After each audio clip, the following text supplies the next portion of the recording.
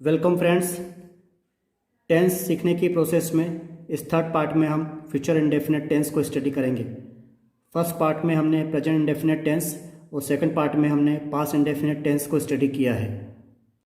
तीसरा टेंस आता है फ्यूचर इंडेफिनिट टेंस। इसे हम फ्यूचर सिंपल टेंस भी कहते हैं। भविष्य में होने वाली कोई ऐसी घटना या क्रिया जो डेफिनेट नहीं है उसे हम फ्यूचर इंडेफिनिट टेंस कहते हैं। लेकिन सिर्फ इतना कहने से ही हमें फ्यूचर इंडेफिनिट टेंस के सेंटेंस क्लियर नहीं होते कि किस प्रकार के सेंटेंस आएंगे। तो इसकी हम आइडेंटिटी देख लें, पहचान देख लें कि हिंदी के सेंटेंस किन अक्षरों पे एंड होते हैं, किन शब्दों पे एंड होते हैं। यदि हिंदी के सेंटेंस के एंड में गा, गे, गी अक्षर आता है तो वो फ्यूचर इंडेफिनिट टेंस का सेंटेंस होता है। एग्जाम्पल देखें हम कि सेंटेंस किस प्रकार से होंगे। वह गाना गाएगा, तो यहाँ पे आखिरी में गा आया है, ये भविष्य का सेंटेंस है। वह गाना गाएगा। राम अपना होमवर्क पूरा करेगा। सूर्य पूर्व से उदय होगा। वे हॉकी खेलेंगे। सीता टीवी देखेगी। बच्चे नदी में तैरेंगे। वह कार चलाएगी। ये सब भविष्य के सेंटेंस है। सभी के एंड में गा, गे और गी आ रहा है, इसलिए ऐसे सेंटेंस फ्यूचर इंडेफिनिट टेंस में आएंगे। अब हम स्ट्रक्चर्स को देखें। हमें पता है कि 4 प्रकार के स्टेटमेंट होते हैं: अफर्मेटिव, नेगेटिव, इंट्रोगेटिव और नेगेटिव इंट्रोगेटिव। तो अफर्मेटिव का structure subject plus helping verb plus V1 plus object. Present indefinite और पास्ट इंडेफिनेट के अफर्मेटिव में हेल्पिंग वर्ब नहीं आती है, लेकिन फ्यूचर इंडेफिनेट में अफर्मेटिव से ही हेल्पिंग वर्ब स्टार्ट हो जाती है। यहाँ पर हेल्पिंग वर्ब आएगी विल और शैल। हमने देखा था कि helping verb do, does, did, is, am, are, was, were, will, shall, has, have, had होती हैं। तो डू और डज प्रेजेंट इंडेफिनेट टेंस की हेल्पिंग वर्ब थी। डिड पास्ट इंडेफिनेट टेंस की हेल्पिंग वर्ब थी। अब विल और शैल ये फ्यूचर इंडेफिनेट टेंस की हेल्पिंग वर्ब होंगी। टिपिकल ग्रामर में हम आई और वी के साथ शैल यूज़ करने को कहा जाता है और अन्य सभी के साथ में विल यूज़ करने को कहा जाता है। लेकिन आजकल सभी सब्जेक्ट के साथ में हम helping verb will he use करते हैं। आई और वी के साथ भी हेल्पिंग वर्ब विल का ही यूज़ करते हैं। हिंदी के सेंटेंस को इस स्ट्रक्चर के अकॉर्डिंग हम ट्रांसलेट करें इंग्लिश में। वह गाना गाएगा, तो सब्जेक्ट ही और हेल्पिंग वर्ब सभी के साथ में विल।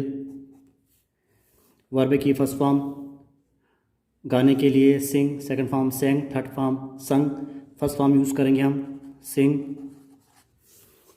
ऑब्जेक्ट गीत, सॉन्ग, एक आर्टिकल ए के साथ में हम लिख देंगे song. He will sing a song, वह गाना गाएगा। दूसरा है राम अपना होमवर्क पूरा करेगा। Subject Ram, helping verb will, पूरा करने के लिए वर्ब है कंप्लीट फर्स्ट फॉर्म। फिर ऑब्जेक्ट, अपना होमवर्क ये पूरा ऑब्जेक्ट है। यहाँ पे आएगा हिज होमवर्क।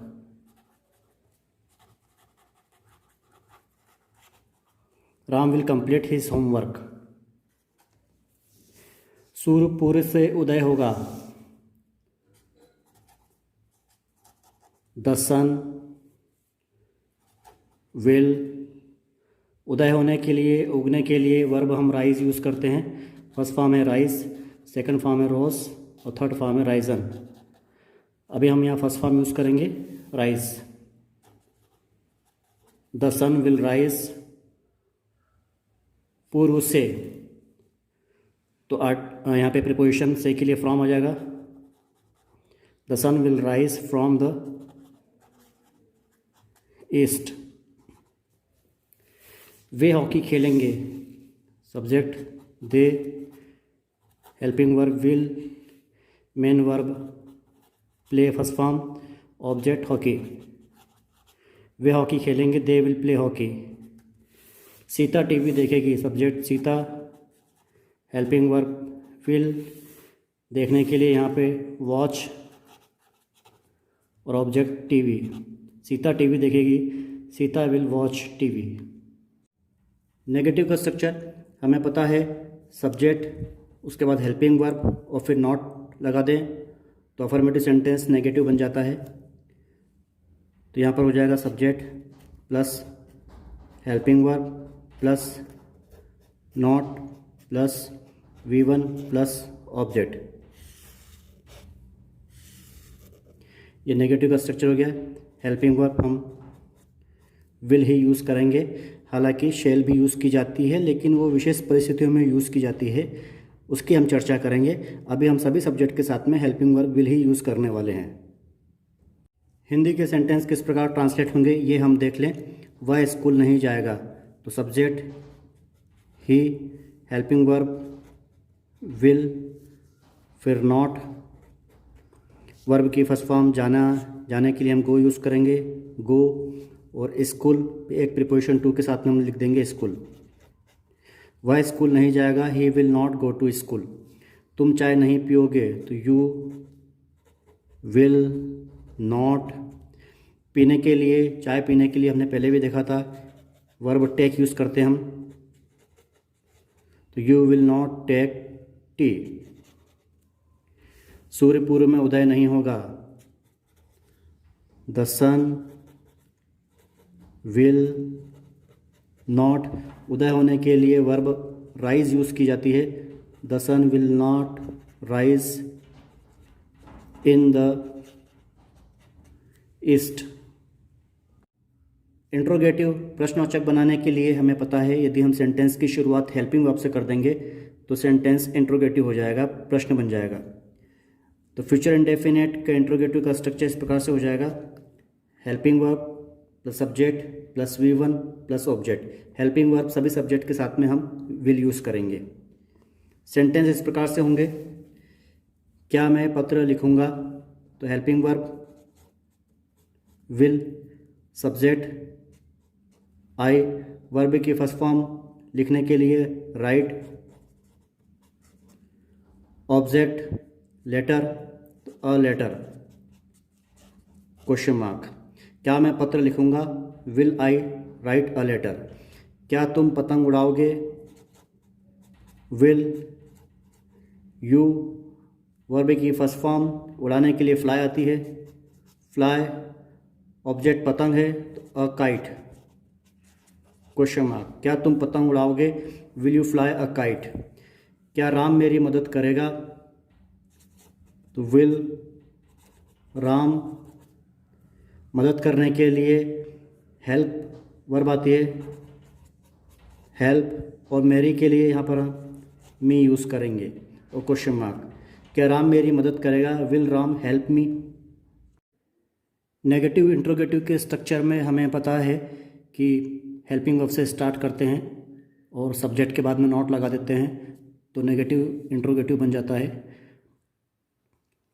फ्यूचर इंडेफिनेट का नेगेटिव इंट्रोगेटिव भी इसी प्रकार से बनेगा, helping verb plus subject plus not plus V1 plus object. सभी सब्जेक्ट के साथ में हम helping verb will he use करेंगे।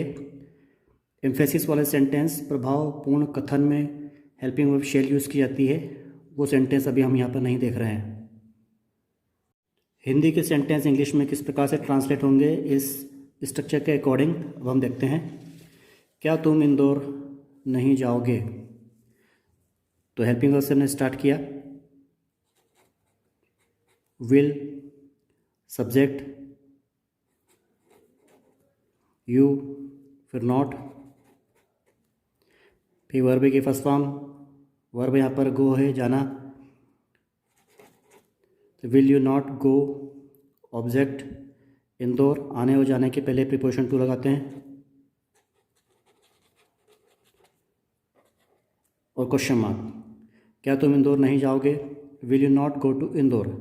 इस नॉट को हम आगे भी ला सकते हैं लेकिन ये हेल्पिंग वर्ब के साथ में शॉर्ट फॉर्म में आ जाएगा, तो ये इस प्रकार से बन सकता है, विल और नॉट मिलके बन जाएगा won't, won't you go to Indore. क्या बच्चे नदी में नहीं तैरेंगे, तो will, subject children, not, verb की फर्स्ट फॉर्म स्विम,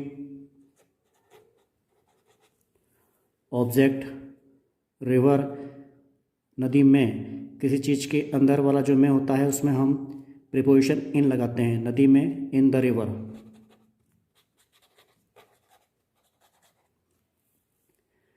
क्या बच्चे नदी में नहीं तैरेंगे? Will children not swim in the river. इस नॉट को हम आगे भी ला सकते हैं, तो विल के साथ वो शॉर्ट फॉर्म में यूज़ होगा वॉन्ट के रूप में। Won't children swim in the river, question mark आ जाएंगे। अब हम चारों स्ट्रक्चर्स एक साथ देख लें। अफर्मेटिव का स्ट्रक्चर होता है subject plus helping verb plus V1 plus object helping verb, सभी के साथ में हम विल यूज़ कर रहे हैं। नेगेटिव का structure subject plus helping verb plus not plus V1 plus object. Interrogative helping verb plus subject plus V1 plus object. और negative interrogative helping verb plus subject plus not plus V1 plus object. चारों structures आपको याद हो जाना चाहिए। आप जितना sentence को प्रैक्टिस करेंगे उतने स्ट्रक्चर आपको रटते जाएंगे। अब हम चारों स्ट्रक्चर्स के सेंटेंस एक साथ किस प्रकार से बनते हैं ये देख लें। हमारे पास सेंटेंस है तुम खाना खाओगे। हमने सिर्फ अफर्मेटिव की हिंदी लिखी है। इसका नेगेटिव तुम खाना नहीं खाओगे, इंट्रोगेटिव क्या तुम खाना खाओगे, और नेगेटिव इंट्रोगेटिव क्या तुम खाना नहीं खाओगे, इस प्रकार से होगी। उसकी हिंदी हमने नहीं लिखी है, उसको हम डायरेक्ट इंग्लिश में ही बनाएंगे। अफर्मेटिव का स्ट्रक्चर होता है subject plus helping verb plus V1 plus object helping verb, सभी सब्जेक्ट के साथ में हम विल यूज़ कर रहे हैं। तो यहाँ पर सब्जेक्ट है यू, हेल्पिंग वर्ब विल, खाने के लिए वर्ब की फर्स्ट फॉर्म ईट आती है, और ऑब्जेक्ट खाना फूड, फुल स्टॉप। तुम खाना खाओगे, you will eat food. Negative का स्ट्रक्चर सब्जेक्ट हेल्पिंग वर्ब फिर नॉट V1 और ऑब्जेक्ट। तो subject helping verb not V1 और ऑब्जेक्ट फुल स्टॉप। तो तुम खाना नहीं खाओगे, you will not eat food. Interrogative का structure helping verb plus subject plus V1 plus object. तो helping verb will plus subject plus V1 plus object question mark. तो क्या तुम खाना खाओगे, will you eat food. Negative interrogative क्या तुम खाना नहीं खाओगे, structure helping verb plus subject plus not plus V1 plus object. तो helping verb plus subject plus not plus V1 plus object question mark. क्या तुम खाना नहीं खाओगे, will you not eat food. इसको हम नॉट को आगे भी ला सकते हैं, वॉन्ट यू ईट फूड। फिर है मैं तुम्हें फ़ोन करूँगा, affirmative subject I will, phone करने के लिए कॉल, और तुम्हें ऑब्जेक्ट का काम कर रहा है you, I will call you. Negative मैं तुम्हें फ़ोन नहीं करूँगा, आई will not call you. Interrogative क्या मैं तुम्हें फ़ोन करूँगा, will I call you question mark. Negative interrogative क्या मैं तुम्हें फ़ोन नहीं करूँगा, will I not call you question mark. Ancient English में हम आई और वी के साथ में शेल यूज़ करते थे, लेकिन अब हम सभी सब्जेक्ट के साथ में विल यूज़ करेंगे। सिर्फ एम्फेसिस वाले सेंटेंस, प्रभावपूर्ण वाले सेंटेंस में ही हम शेल का यूज़ करेंगे। अब हम देखें कि एग्ज़ाम में क्वेश्चन किस प्रकार से पूछे जाते हैं। हमें कोई सेंटेंस इस प्रकार से दे दिया जाता है, Ram will fly a kite, make negative. तो हमें पता है ये फ्यूचर इंडेफिनिट टेंस का सेंटेंस है और इसका नेगेटिव करना है। तो फ्यूचर इंडेफिनिट टेंस का negative subject helping verb not V1 और ऑब्जेक्ट। उस तरीके से हम लिखते हैं सब्जेक्ट राम। नेगेटिव के लिए हेल्पिंग वर्ब विल, फिर नॉट, फिर V1 और फिर ऑब्जेक्ट। तो Ram will fly a kite का नेगेटिव हो गया Ram will not fly a kite. फिर सेंटेंस दिया अगला, Sita will cook food, change into present indefinite tense. इसे हमें प्रेजेंट इंडेफिनिट टेंस में चेंज करना है। फ्यूचर इंडेफिनिट टेंस का ये अफर्मेटिव सेंटेंस है, तो प्रेजेंट इंडेफिनिट टेंस में भी हम अफर्मेटिव में ही बनाएंगे। प्रेजेंट इंडेफिनिट टेंस के अफर्मेटिव का स्ट्रक्चर हमें पता है, subject plus V1 plus object. यहाँ पर सब्जेक्ट सीता है, सीता। फिर वर्ब की फर्स्ट फॉर्म ऑलरेडी यहाँ पर कुक है, लेकिन उसमें एक नियम हमने और पढ़ा था कि जब सब्जेक्ट ही, शी, इट और सिंगुलर होता है तो वर्ब में एस, ES या IES जोड़ देते हैं। ऐसी वर्ब जिसमें ना तो वाई से एंड हो रहा हो और ना ही CH, SS, SSS, OX से एंड हो रहा हो, उसमें हम सिर्फ एस जोड़ देते हैं।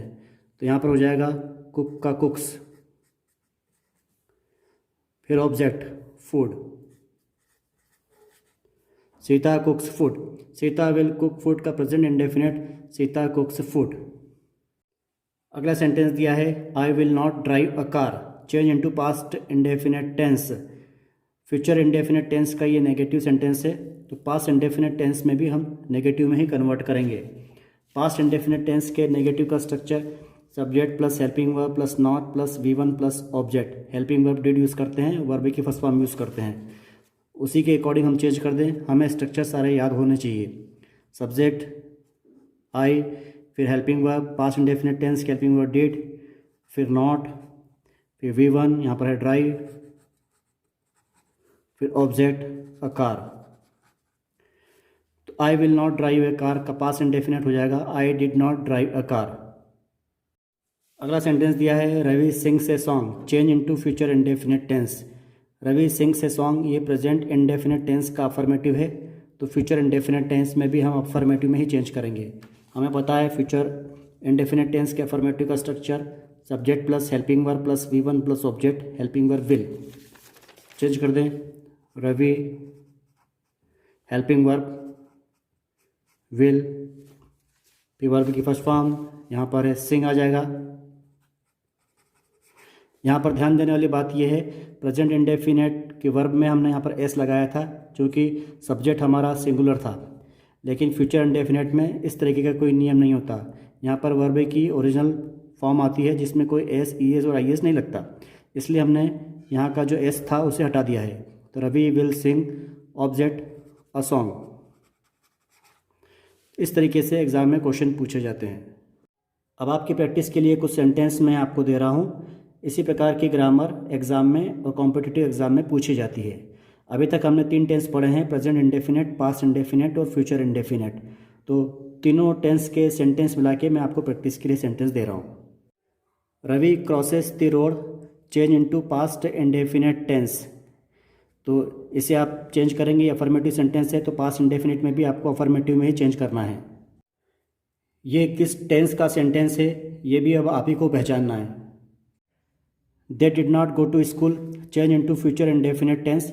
ये नेगेटिव सेंटेंस है तो फ्यूचर इंडेफिनिट टेंस में भी आपको नेगेटिव में ही कन्वर्ट करना है।